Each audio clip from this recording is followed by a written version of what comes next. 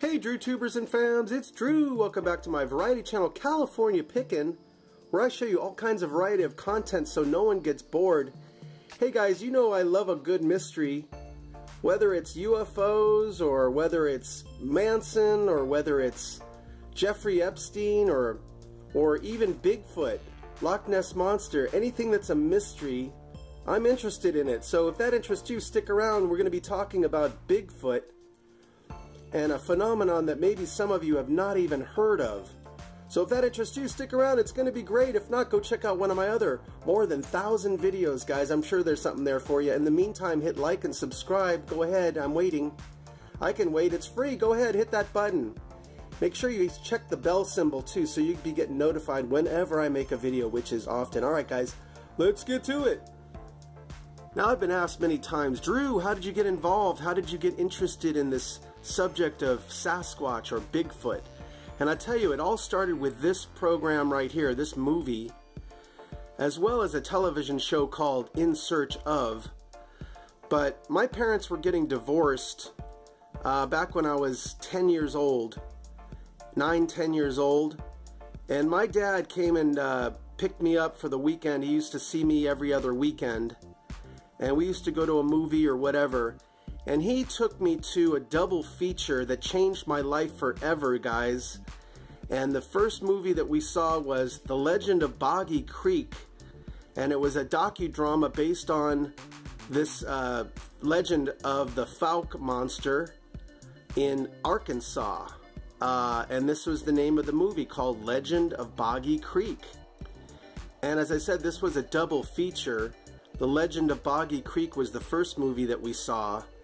And the second movie also affected me for the rest of my life, and that was Chariots of the Gods, a movie by Erich von Däniken, the first guy to point out that we might have been inhabited or invaded or colonized by aliens, that our origins might be from alien origins, by an author named Erich von Däniken.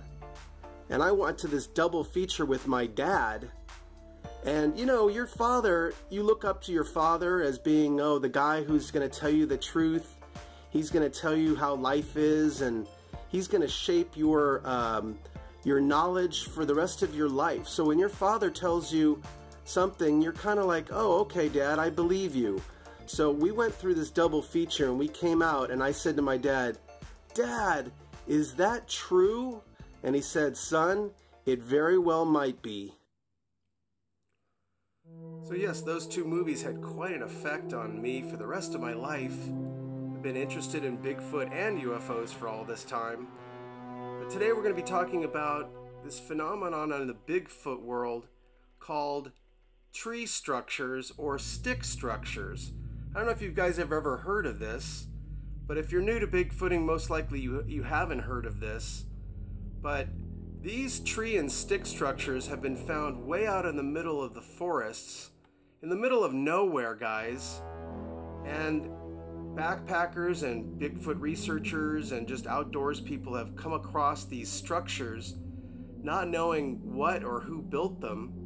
And a lot of them really defy logic.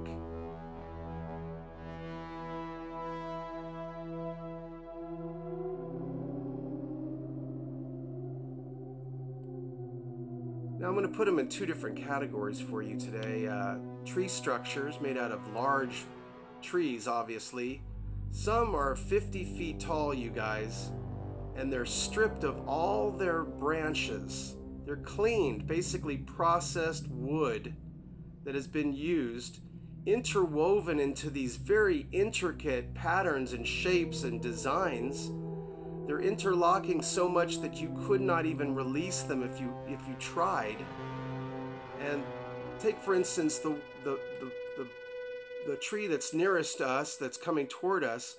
That's got to be at least 10, 12 inches around at the base. And some of these are more like 16 inches at the round at the base, and they don't have any root system on these guys. There's no saw marks. There's no apparent mode or method of cutting these. They've been either snapped off or processed, and even the bark has been stripped.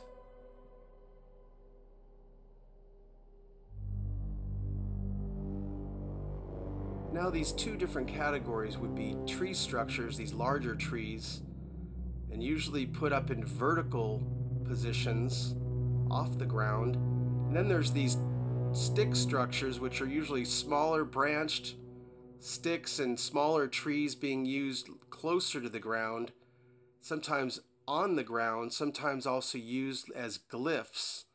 We don't know if this is communication, we don't know if this is territorial, we don't know if this is artistic, but some people do think that this is an artistic expression from a Sasquatch.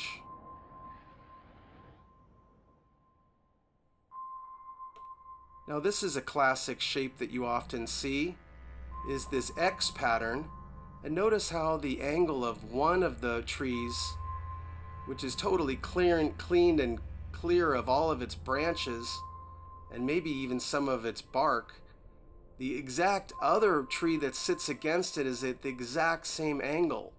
So these are two perfectly symmetrical X's. And sure, like trees can fall in the woods and fall on one another, but not hundreds and thousands of times. It's impossible.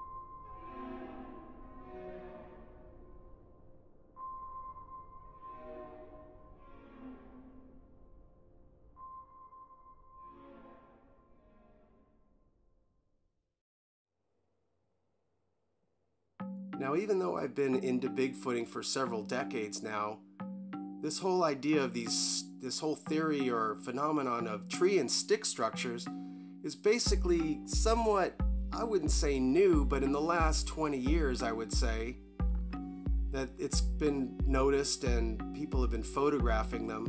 There was a guy on the internet doing videos about them in Utah, Provo, Utah, and he kind of got freaked out and gave up his hobby or whatever it was for him. But then it was picked up by this other guy named Mark at Colorado Bigfoot. So I want you to go over to Mark's YouTube channel, Colorado Bigfoot, and hit subscribe and hit that bell symbol. You'll be seeing all his videos. He does amazing work. He's doing this pretty much full time. And Mark goes up into the higher alpine in Colorado, basically along the snow line, 6,000 to 8,000 or 9,000 feet up, 10 miles off a lonely dirt road that nobody goes, and he finds these tree structures. So go over there and watch his videos and tell them in the comments that Drew from California Pickens sent you over there to watch his videos. I'd really appreciate it. He's a great guy, does great work. You're going to be amazed at the stuff he captures.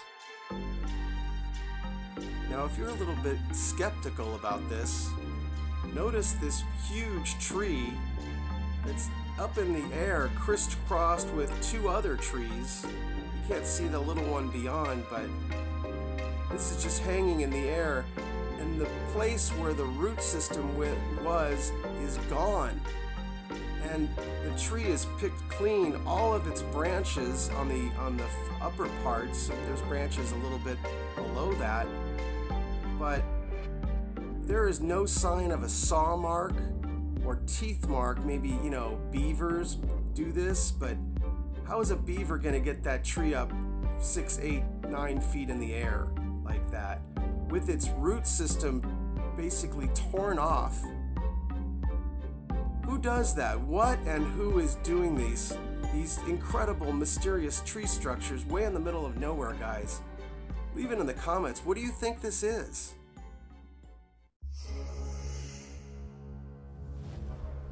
So it makes no sense that these tree and stick structures are way out in the middle of nowhere. And here's one that looks like a shelter. Sure, a human could build this, and probably would if it was trying to stay warm or protected. The thing is, guys, there's no campfires ever found around these things.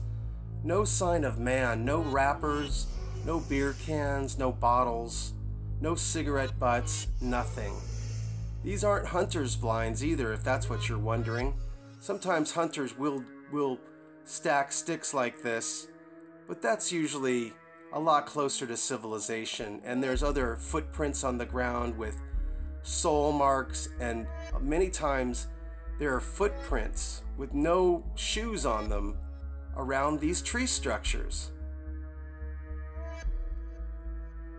Here's one that kind of baffles the mind as well.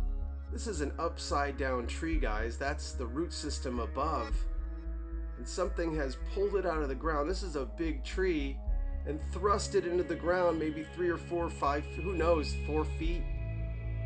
But how is that even possible, you guys? What the heck is doing that? And I would say that it's pretty obvious what it is. If it's nothing else, if a bear can't do it, you gotta have an opposable thumb. You gotta have a big brain to do these things. This is obviously, some thinking animal that did.